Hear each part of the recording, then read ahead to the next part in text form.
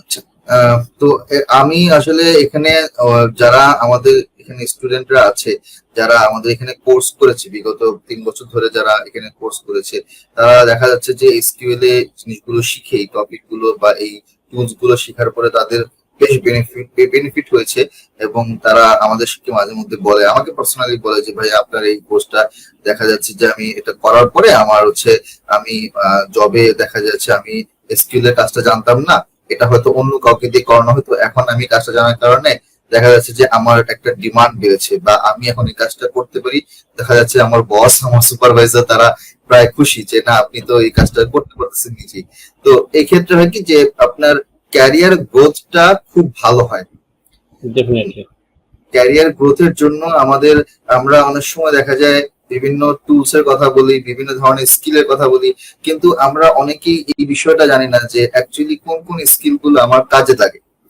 তো রাইট। আপনার কাছে আমার একটু কোশ্চেনটা হচ্ছে এরকম, আপনি হয়তো আপনার স্লাইডের মধ্যে কিছুক্ষণ পরে সেটা এক্সপ্লেইন করবেন, তাই এই জন্য আগেই কোশ্চেনটা করে রাখছি যে এই এসকিউএল এর যে ব্যবহার কোন কোন সেক্টরে আসলে ব্যবহার গুলো হচ্ছে মোস্টলি বাংলাদেশে, এবং বাংলাদেশে এসকিউএল এর যে আপনার ডিমান্ডটা, সেই ডিমান্ডটা আসলে কিরকম, এবং এটা শিখে যদি কেউ শুধুমাত্র এসকিউএল শিখতে চায় তাহলে এসকিউএল শিখে তার ক্যারিয়ারের গ্রোথটা সে কোন দিকে নিয়ে যেতে পারে, এবং কোথায় কোথায় কিভাবে সে এটাকে কাজে লাগাতে পারে বা কোন ধরনের জবে সে অ্যাপ্লাই করতে পারে, এই বিষয়গুলো সম্পর্কে একটু জানতে চাচ্ছি আপনার কাছে। আচ্ছা, এটা নিয়ে অনেক বিস্তার কথা বলে, তো আমি সংক্ষেপে বলতেছি যেহেতু আমাদের একটা টাইম লিমিট আছে, আমাকে আরো স্লাইডে যেতে হবে। আসলে এসকিউএলটা এমন একটা ভাস্ট একটা রিভার্সড একটা ল্যাঙ্গুয়েজ, সেটা হচ্ছে যে অনেক ক্ষেত্রেই এটা ইউজ হয়, ঠিক আছে।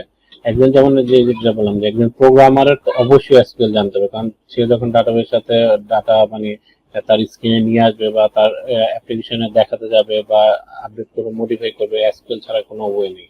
দেন যেমন বিজনেস অ্যানালিস্ট আছে, আমি দেখেছি সিস্টেম ইঞ্জিনিয়ার, যারা সিস্টেম ইঞ্জিনিয়ার অপারেশন লেভেলে কাজ করে, তারা হচ্ছে যে একটা অ্যাপ্লিকেশনে বলতেছে যে হয়তো একটা কাস্টমার বললো যে আমার এটা একটা সমস্যা, এটা দেখে দেন, তখন দেখা যাচ্ছে তাকে এসকিউএল না জানলে সে ওই ডাটাবেজে ঢুকে কোন টেবিল থেকে কোন জায়গা থেকে ডাটাটা আসতেছে, সেই ডাটাটা আসলে ঠিক মতো পড়ছে কিনা, ওই ডাটায় যেই ফরম্যাটে থাকা দরকার সেই ফরম্যাটে আছে কিনা, ওই ডাটার মধ্যে কোনো ভুল আছে কিনা, ডাটায় কোনো কোড অ্যাড করা দরকার, হয়তো ছোটখাটো মডিফাই করতে হয়, ঠিক আছে, সেটা করতে পারেন। এইটার জন্য একটা জব মানে যে যারা অ্যাপ্লিকেশন সাপোর্ট করে, অ্যাপ্লিকেশন সাপোর্ট ইঞ্জিনিয়ার বলে, বা আপনার সিস্টেম সাপোর্ট ইঞ্জিনিয়ার, অনেক জায়গায় সিস্টেম ইঞ্জিনিয়ারও বলে। তো তারা যারা বিভিন্ন ধরনের অ্যাপ্লিকেশন সাপোর্ট করে, সেটা হোক ইআরপি, সেটা হোক মনে হয় বিজনেস অ্যাপ্লিকেশন, সেটা যে কোনো ধরনের অ্যাপ্লিকেশন হোক, এর বাইরে হচ্ছে যারা রিপোর্টিং করে, বিভিন্ন ধরনের রিপোর্টিং টুলস ইউজ করে, তাদের তো অবশ্যই এসকিউএল জানতে হবে, কারণ রিপোর্টিং টুলসে ডাটা আনতে গেলে ডাটা নিয়ে কাজ, ডাটা নিয়ে কাজ করতে গেলেই এসকিউএল লাগবে, ঠিক আছে। এটা এমন একটা ভাইটাল একটা ইম্পর্টেন্ট জিনিস। তো হয়তো ওইভাবে আমরা হয়তো অনুধাবন করতে পারি না বা ওইভাবে গুরুত্ব দেওয়া হয় না, কারণ হচ্ছে যে অ্যাকচুয়াল প্র্যাকটিক্যাল ফিল্ডে কি কাজ হয় সেটা যারা যখন যায় তখন আসলে ঠেকায় পড়ে শিখে নেয়, ঠিক আছে। বাট লার্নিং সেক্টরে হয়তো ওই ইম্পর্টেন্সটা অনেক গুরুত্বটা বুঝতে পারে না। বাট এসকিউএলটা আসলে অনেকটা ইম্পর্টেন্ট একটা ল্যাঙ্গুয়েজ, সেটা যে কোনো প্রোগ্রামিং ল্যাঙ্গুয়েজ জানার পাশাপাশি যদি শুধুমাত্র এসকিউএলও জানে কেউ, শুধুমাত্র এসকিউএল জানা আমি দেখেছি যারা যে অ্যাপ্লিকেশন সাপোর্ট ইঞ্জিনিয়ার, যারা হচ্ছে যে অ্যাপ্লিকেশনের বিভিন্ন ট্রাবল শুট করতে হচ্ছে, প্রবলেম আসতেছে, তো তখন ওই তাকে ডাটাবেজের ভিতরে ঢুকে দেখতে আসলে প্রবলেমটা কেন আসলো, ডাটাটা ঠিক মতো যে ফরম্যাটে পড়া দরকার ডাটাবেজের টেবিলের মধ্যে সেভাবে ডাটাটা পড়লো কিনা, হয়তো ট্রানজেকশনটা ঠিক মতো হয়েছে কিনা, এক টেবিলে ডাটা আপডেট হচ্ছে আরেক টেবিলে ডাটা আপডেট ঠিক মতো হয়েছে কিনা, এরকম ইস্যু অনেক আসে, ঠিক আছে। অনেক সময় দেখা যায় ছোটখাটো চেঞ্জেস করা দরকার, ভুলে হয়তো ইউজার ভুলে বাই মিস্টেক একটা ডাটা দেওয়া দরকার, সে হয়তো আরেকটা ডাটা দিয়ে ফেলছে, অনেক সময় হয় ভুলে এটা ইউজাররা করে, তো তখন এগুলি কারেকশন করতে হয়, ঠিক আছে। এই জিনিসগুলির জন্য আসলে এসকিউএলটা খুব ইম্পর্টেন্ট। এই শুধু এসকিউএল জেনেও অনেকে মানে তার একটা মানে অ্যাপ্লিকেশন সাপোর্ট ইঞ্জিনিয়ার হিসেবে তার কেরিয়ার সে গড়ে তুলতে পারে।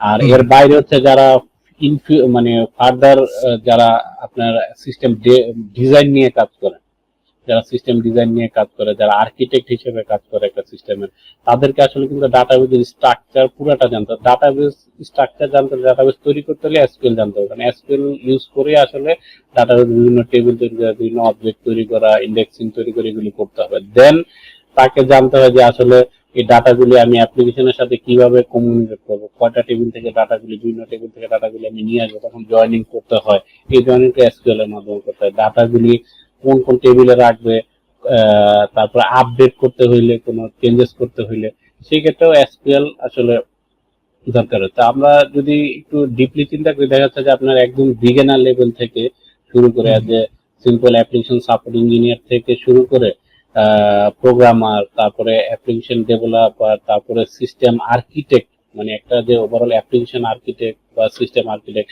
তাদেরও আসলে এসকিউএলটা জানা খুবই ইম্পর্টেন্ট। মানে এসকিউএলটা আসলে অনেক গুরুত্বপূর্ণ একটা ল্যাঙ্গুয়েজ, যদিও এটা শেখা ইজি, অনেক সহজে শেখা যায়। একটু ধৈর্য ধরে 2-3 মাস যদি প্র্যাকটিস করে, তাহলে এটা সম্পর্কে মানে যেহেতু মানে একটা মোটামুটি স্মুথ একটা কাজ করার মতো একটা ক্যাপাসিটি অ্যাচিভ করতে পারে আর কি।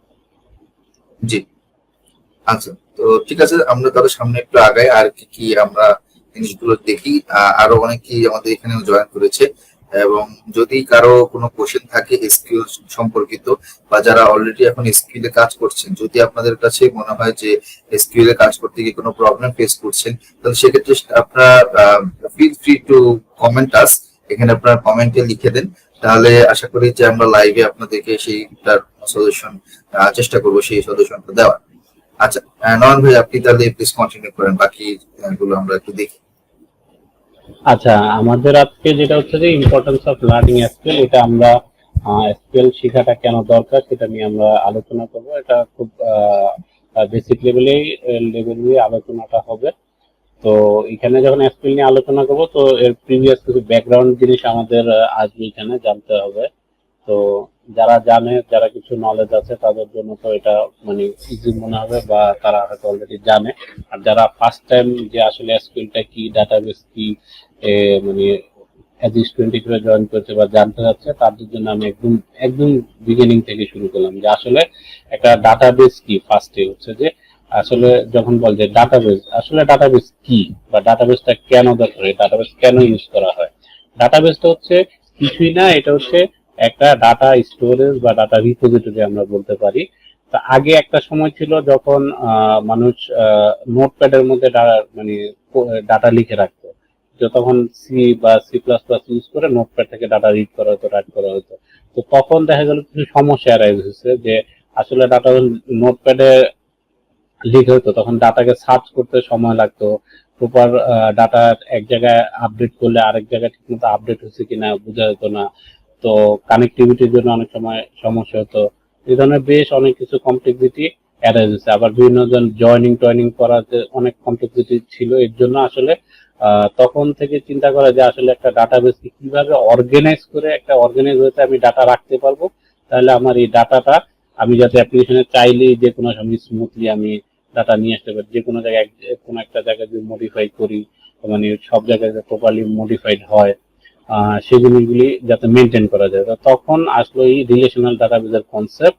এবং রিলেশনাল ডাটাবেস আসলে হচ্ছে যে কিছুই না, ডাটাগুলিকে রো এবং কলামের অনেকগুলি টেবিলের মধ্যে আসলে ডাটা রাখা, রো এবং কলামের সারি। ওটাকে আমরা একটু পরে আসবো, এখানে গেলে হয়তো জিনিসটা ক্লিয়ার হয়ে যাবে, রো কলাম কিভাবে থাকে। জাস্ট এখানে আলোচনার জন্য বলতেছি যে ডাটাবেসটা হচ্ছে যে আমরা যেখানে ডাটা রাখবো, ডাটা স্টোর করে রাখবো, এবং ডাটা প্রয়োজনে আমার যখন দরকার হবে আমি ডাটাগুলি আমি রিট্রিভ করব এবং আমার অ্যাপ্লিকেশনে রিপোর্টের মাধ্যমে আমি প্রেজেন্ট করব। তারপর হচ্ছে ডাটাবেস ম্যানেজমেন্ট সিস্টেমটা কি। ডাটাবেস ম্যানেজমেন্ট সিস্টেম হচ্ছে ওই ডাটাবেসটাকে ম্যানেজ করার জন্য একটা সফটওয়্যার সিস্টেম ইউজ করা হয়, যেটা আসলে আমাদের এই ডাটাটা রিট্রিভ করার জন্য বা আপডেট করার জন্য, মডিফাই করার জন্য আমাদের হেল্প করে। এটাকে বলা হচ্ছে ডাটাবেস ম্যানেজমেন্ট সিস্টেম। মানে একটা হচ্ছে ডাটাবেস, সেটা হচ্ছে স্টোরেজ, এটা হচ্ছে একটা স্টোরেজ থাকবে, এবং এই স্টোরেজের উপরে আসলে একটা সিস্টেম থাকবে, সফটওয়্যার সিস্টেম থাকবে, যে আসলে এই ডাটাগুলি আমাকে রিট্রিভ করার জন্য হেল্প করবে।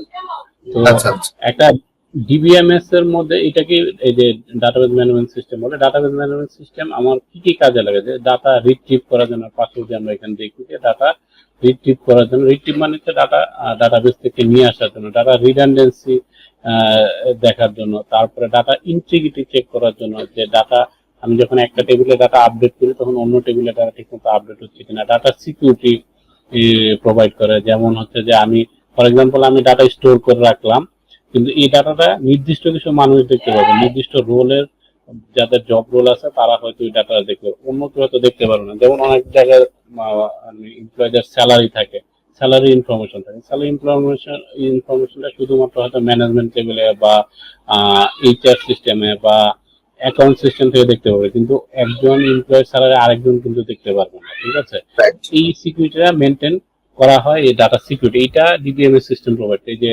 ডাটাবেজের উপর যে সফটওয়্যার সিস্টেম। তারপরে ডাটা ইন্ডেক্সিং থাকে। ইন্ডেক্সিং হচ্ছে যে ডাটা দ্রুত কুইকলি যাতে মানে ডাটা রিট্রিভ করে প্রেজেন্ট করা যায়। তাছাড়া হচ্ছে কি ডাটা যখনই ডাটাবেজে রাখা হয় তখন অনেক ডাটা হয়ে যায়, মিলিয়ন মিলিয়ন ডাটা হয়ে যায়, তখন আসলে এই ডাটাটা সার্চ করতে গেলে অনেক সময় লাগে।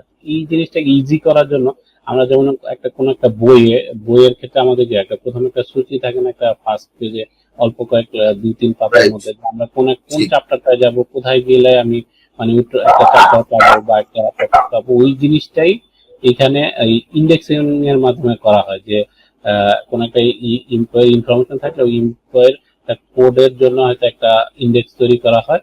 জাস্ট ওই কোডটা আমি যখন সার্চ করতে কোনো একটা এমপ্লয়ের ইনফরমেশন, তখন সেই ইন্ডেক্সটা ইউজ করে খুব কুইকলি ডাটাটা সে উপস্থাপন করতে পারে। রাইট। এই নেক্সট স্লাইডে এখন আমাদের যে আমি যে স্লাইডটা দেখাচ্ছি এটা হচ্ছে একটা রিলেশনাল ডাটাবেজ ম্যানেজমেন্ট সিস্টেম। এখানে আমি যদি একটু খেয়াল করেন আপনারা দেখবেন যে এখানে এই যে এখানে টেবিল আছে, হ্যাঁ, এই প্রথমে এটা একটা পারচেজ টেবিল, নিচে এটা একটা হচ্ছে টেবিল কাস্টমার টেবিল, এবং এই সাইডে আরেকটা হচ্ছে যে প্রোডাক্ট টেবিল, তিনটা টেবিল। এটাকে রিলেশনাল ডাটাবেজ ম্যানেজমেন্ট, এই যে আমরা রো এবং কলাম আকারে ডাটাগুলি রাখতেছি এটাকে বলা হচ্ছে টেবিল। রিলেশনাল ডাটাবেজের একটা এটা একটা কি টার্ম আর কি, টার্ম হিসেবে তারা এটাকে বলতেছে যে এটা একটা টেবিল। তো টেবিলে কি থাকে, টেবিলে থাকে কিছু কলাম থাকবে আর কিছু রো থাকবে। কলামগুলি থাকবে যেমন একটা ট্রানজেকশন আইডি। এখন আমরা যদি মনে করি যে 100 জন এমপ্লয়ের ট্রানজেকশন ইনফরমেশন আছে, এই ট্রানজেকশন ইনফরমেশন গুলি আসলে ট্রানজেকশন আইডি যেটা থাকে, যে 100 জন এমপ্লয়ের ট্রানজেকশন আইডি গুলি থাকবে একটা কলামের মধ্যে, তাদের কাস্টমার আইডি গুলি থাকবে একটা কলামের মধ্যে, প্রোডাক্ট আইডি হয়তো একটা কলামের মধ্যে থাকলো, পারচেজ ডেট একটা কলামের মধ্যে থাকে। এখন রোটা কি, রোটা হচ্ছে যে একটা কাস্টমার ইনফরমেশন গুলি একটা রোতে থাকবে। যেমন এখানে যদি আমরা খেয়াল করি যে ট্রানজেকশন আইডি 1112 যে ট্রানজেকশনটা আছে সেটার হয়তো একটা কাস্টমারের ইনফরমেশন একটা রোতে থাকবে। ঠিক আছে, মানে কলামে হচ্ছে যে আমরা একটা যখন ট্রানজেকশন আইডি রাখলাম, কাস্টমার আইডি রাখলাম, সেটা হচ্ছে যে কলামের মধ্যে এখানে একটা কলামের মধ্যে 1005 মানে 2000 5000ও আমার কাস্টমার ইনফরমেশন থাকতে পারে, কিন্তু একটা রোতে হচ্ছে স্পেসিফিক একটা কাস্টমারের ইনফরমেশন থাকবে, একটা কাস্টমারের ট্রানজেকশন ইনফরমেশন থাকবে। এরকম হবে না যে একটা রোতে দুইটা কাস্টমার ইনফরমেশন থাকবে। এইভাবে এইগুলিকে আইডেন্টিফাই করা হয়, আলাদা করা হয়। প্রতিটা রো হচ্ছে এক একজন কাস্টমারের ইনফরমেশন থাকবে, তাই তো? ডেফিনেটলি। যদি আমি এইভাবে চিন্তা করি যে আমি কোনো দোকানে গিয়ে কিছু পারচেস করলাম, তাহলে আমার জন্য আমার যে ইনফরমেশন, আমি একটা হয়তো ফর এক্সাম্পল আমি অ্যাপেল কিনলাম, আমি ব্যানানা কিনলাম, তাহলে আমার জন্য যে রেকর্ডটা হলো সেটা হচ্ছে একটা রো হচ্ছে। ঠিক আছে, একটা রো থাকবে, ওই রোতে আপনার নাম, আপনার কাস্টমার আইডি এবং আপনি কি কি আইটেম কিনেছেন সেটার একটা লিস্ট, এবং আপনি কত টাকা পে করেছেন সেটা একটা লিস্ট, মানে পুরোটা একটা রোতে থাকবে, একটা রোতে থাকবে। জি, যেমন এখানে যদি আমরা কাস্টমার ইনফরমেশন খেয়াল করি, কাস্টমার ইনফরমেশন যদি খেয়াল করেন নিচে দেখা যাবে যে কাস্টমার বব, তার অ্যাড্রেস আছে, এখানে কাস্টমার আইডি আছে, তার নেম এবং তার অ্যাড্রেস আছে। এই একটা রোতে একটা কাস্টমারের ইনফরমেশন আছে। নিচে যদি খেয়াল করেন আবার পরেরটা আরেকজনের, এইভাবে করে। প্রোডাক্টের ক্ষেত্রে আরেকটা টেবিল রাখা হয়েছে যে প্রত্যেকটা প্রোডাক্টের প্রাইস কত, প্রোডাক্টের একটা আইডি থাকে, প্রোডাক্টের একটা প্রাইস থাকে, প্রত্যেকটা প্রোডাক্টের আইডি এবং প্রাইস আছে। এটা হচ্ছে প্রথমে একটা নিচে একটা টেবিল হচ্ছে কাস্টমার ইনফরমেশন, আর এটা হচ্ছে প্রোডাক্ট ইনফরমেশন, কোন কাস্টমার, কতগুলি কাস্টমার আছে তাদের ইনফরমেশন, আর কতগুলি প্রোডাক্ট আছে তার ইনফরমেশন। আর মাঝখানে যেই এটা হচ্ছে ট্রানজেকশন, মানে একটা কাস্টমার যখন একটা প্রোডাক্ট কিনে, ফর এক্সাম্পল একটা কাস্টমার বব, সে গিয়ে ব্যানানা কিনলো, তাহলে তার এই যে ব্যানানার যে কোডটা, এটা হচ্ছে যে প্রথমটা যদি খেয়াল করেন যে সে কি করলো, এই কাস্টমার আইডিটা গেল এবং প্রোডাক্ট থেকে ব্যানানার যে আইডিটা সেটা আসলো। ঠিক আছে, এবং কোন রেটে কিনলো। এখন এই ইনফরমেশনটা যখন এটা একটা পারচেজ টেবিল, এটা একটা ট্রানজেকশন ইনফরমেশন হলো, এবং এইগুলি থেকে চাইলে জয়েন করে আপনার একটা রিপোর্ট তৈরি করা যাবে যে বব কোন প্রোডাক্টটা কবে কয় টাকা দিয়ে কিনেছে, ঠিক আছে, এরকম একটা ইনফরমেশন চাইলে রিপোর্ট আকারে দেওয়া যাবে।